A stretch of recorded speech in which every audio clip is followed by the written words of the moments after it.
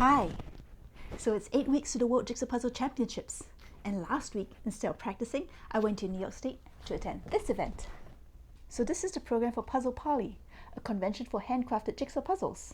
When I first learned about it, I thought it was only for puzzle makers. But 2 years ago, some friends of mine convinced me to go, and I had such a great time.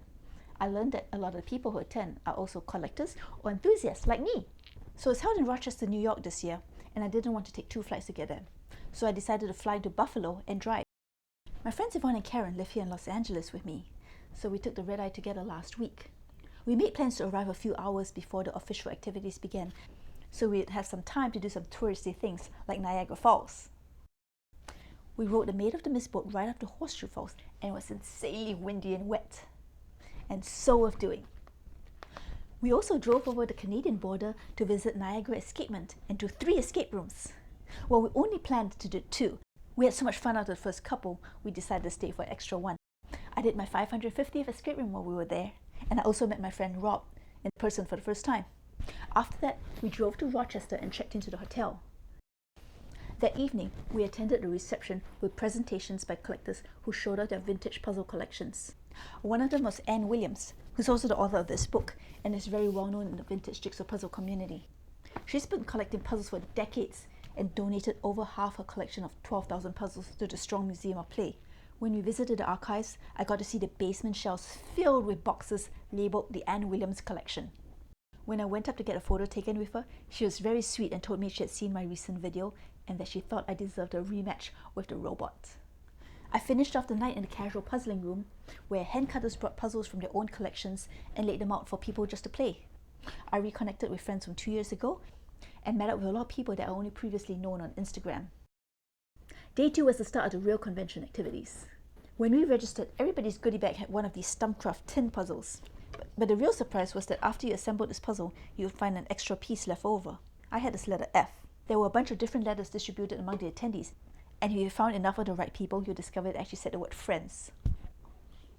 Each attendee also received a handcrafted business card.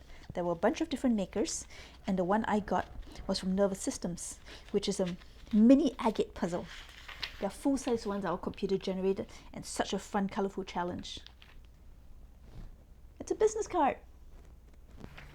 I purchased this little booklet from Anne Williams, and it's a collection of known signature pieces. I asked Anne if she would autograph my copy, and she signed next to her own signature piece. So I got the idea to go and ask as many other cutters as I could to sign next to theirs. I think I got about 20 signatures. I woke up bright and early to hit the casual puzzling room again. This is what it looked like with nobody in it. I spent some time working on this massive Chris Yates, the new lasers, and this hand-cut beauty by Conrad Armstrong. Then it was time for the Scrollsaw Workshops. In order to introduce new people to the joys of hand-cutting wooden jigsaw puzzles, a bunch of hand cutters had brought their Scrollsaws to the event so people could try them out. After taking a similar class at my first parley in 2022, I went out and bought the Scrollsaw. But I've been too busy to really practice and make a lot of puzzles. Maybe after Worlds. Actually, I've been struggling with a lot of weird little issues. So I took the workshop again, so that I could ask the gathered group of instructors a bunch of the newbie questions that accumulated over the last couple of years. And I got some very important technique questions answered, so it was super valuable. Later that afternoon, it was back to the Strong Museum of Play for a tour. This museum is amazing. It has all kinds of displays of toys and video games and interactive exhibits for kids and adults. We got to see their libraries where all sorts of printed materials stored, their workshops where they were storing arcade machines, and their archives with artifacts from the 1800s all the way to today, and a ton of donated collections like board games and jigsaw puzzles. Do you remember the Indiana Jones movies, the warehouse scene where the shelves go on forever? It kind of looked like that. That evening was the Pagey Elliot puzzle exchange. It's kind of like a potluck. There were 13 participants this year, and each person created a new design and brought 13 copies of that puzzle to the exchange.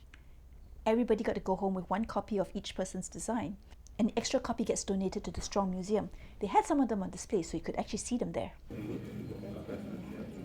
it over.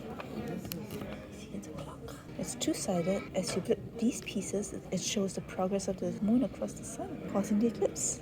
So it's just an adorable Valentine card. There's the constellations in there. This is a sweet memorial puzzle. There's multiple layers. There's Adorable. This puzzle has the tiniest pieces. This one's beautiful.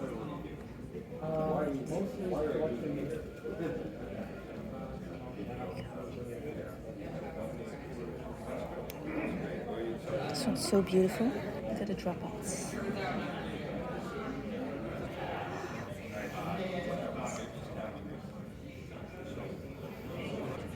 I got to assemble this one. Later, Mark Cappitella of Pinnacle Puzzles showed us his innovation on puzzle chess. He wanted to introduce puzzle chess in a more casual setting, so he brings these puzzles to his local bar and gets random bar patrons to play. To make setup easier, he designed a bunch of puzzles where the edges only take 6 to 8 pieces and they're thinner so there's less edge and much more interior puzzle. And he can make them thin and long because he's cutting these puzzles from wood himself. So setup only takes a few seconds and you can immediately start playing. He had brought a bunch of chess clocks and table lamps, and I think we played for 8 games straight. I spent the rest of the night working on this Conrad Armstrong puzzle that had an extra challenge to it. There's a bunch of colourful tropical fish connected by a number of plain black pieces, but many of the black pieces were cut to fit in more than one place. So the challenge is to find the one arrangement out of the 100 possible arrangements where the fish connect together correctly. It is such a clever puzzle, and I thought it was just the right amount of difficulty not to be frustrating. Day 3, the next morning, started with presentations. Anne Williams gave a presentation of a collection of historic puzzles that represented the New York region. Leo, from Infinity Puzzles all the way from Sweden, walked us through his design process for creating his Infinity Puzzles and engaged the audience in some fun brainstorming activities. Bob Armstrong showed us a bunch of vintage par and pastime puzzles from his collection. After lunch was table sales. It was a madhouse. I bought this one Chris Yates puzzle that I love. It is multi-level and inspired by water nature and has these bright colours. It's going to live on my coffee table because I love handling these puzzle pieces all the time. I also picked up some vintage jigsaw fabric. Let me know if you have any ideas for what I could make with it. There was so much available for sale and so many people trying to buy the puzzles that I quickly got overwhelmed and retreated to a quiet place. Casual puzzling. Later that afternoon was a speed puzzle contest. It was a tough fight, but Evie, Yvonne and I, all 3 of us wearing puzzle horns, took second place on this puzzle, finishing 156 pieces in 13 minutes and 32 seconds. We sped through assembling most of it, but really struggled on the bonus shaped pieces at the end. Shape recognition is such my Achilles heel. Later, the entire group of Pagey attendees attended for a big group photo. That's me right there, next to Anne Williams. There was some show and tell presentations over dinner, and then because it was the last night, I ran around and I worked this amazingly colourful par puzzle, socialised with 3 Canadian speed puzzlers whom I hopefully will see again at Worlds, Devon, Sophie and Caitlin, played more puzzle chess. It was a very close fight against Conrad, and basically hung out with other puzzle friends until around 2 AM. I did not get a lot of sleep on this trip. The last morning started with a few more presentations. Christine Latine showed off her fascinating collection of George Washington puzzles. But, he's often just like larger than life.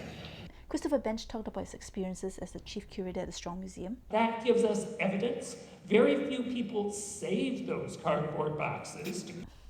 And Jason Robiat presented the design philosophy behind his Stumpcraft puzzles.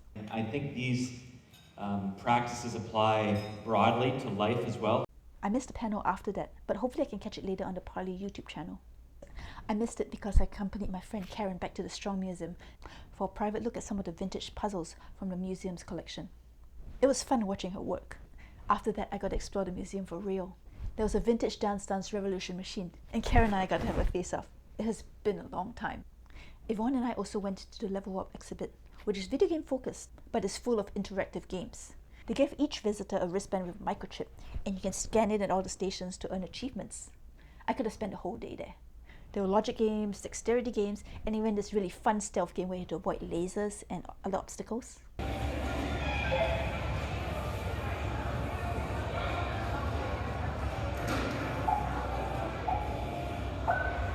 Push the caution button. The Washington green here.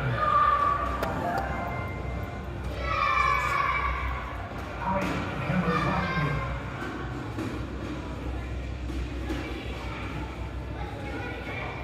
Push the caution button. Don't touch the electrified bar.